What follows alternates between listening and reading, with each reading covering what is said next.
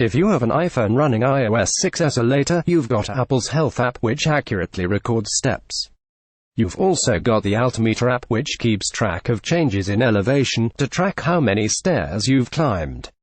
And it is that health data that's been used in the trial of an Afghani refugee in Germany who has admitted to raping and murdering 19-year-old medical student Maria Ladenburger in October 2016.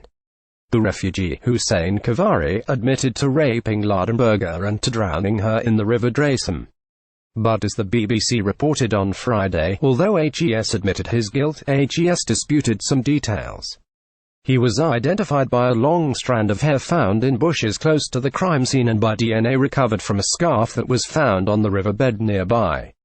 In spite of those and other pieces of evidence, Khavari refused to provide police with the PIN to unlock his phone.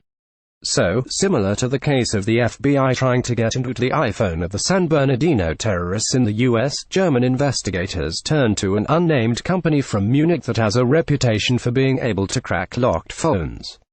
The unnamed cyber forensics firm did, in fact, manage to get into Khavari's phone after months of work, according to German newspaper Welt.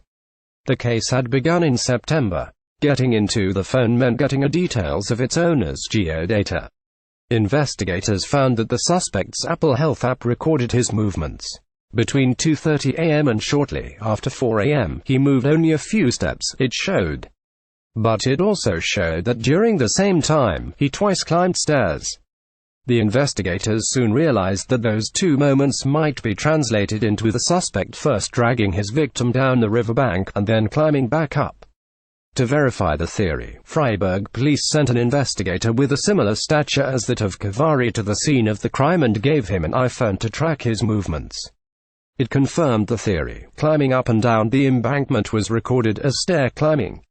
Use of mobile health data in an investigation was a first for the police of Baden-Württemberg, but it's not the first time personal device data has come into play in a criminal case. Last year, we saw Amazon fighting to keep Echo recordings out of court in a murder case. The Amazon Echo had been found at a murder scene where a man had been strangled in a hot tub. The Echo wasn't the only smart home gadget that was a source of potential evidence in that case. Investigators had already gotten water usage data from the suspect's smart water meter to allege that a spike in consumption during the wee hours of a frigid night were caused by somebody using a garden hose to clean blood off a patio near the hot tub.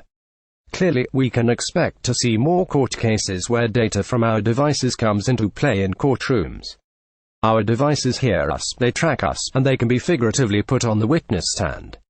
Follow at Lisa Voss, follow at Naked Security.